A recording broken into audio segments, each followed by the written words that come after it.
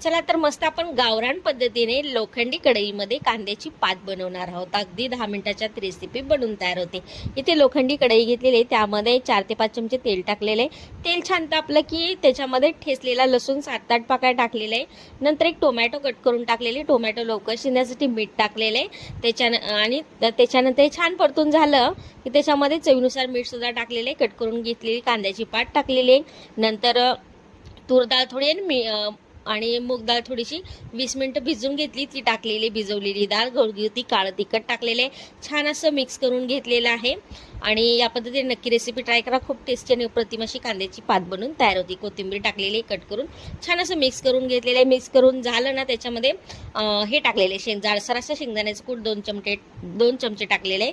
छान असं मिक्स करून घेतलेलं आहे। मस्त टेस्टी आणि अप्रतिम अशी कांद्याची पात बनून तयार आहे। रेसिपी आवडली असेल तर चॅनलला नक्की सबस्क्राईब करा, व्हिडिओला एक लाईक नक्की करा।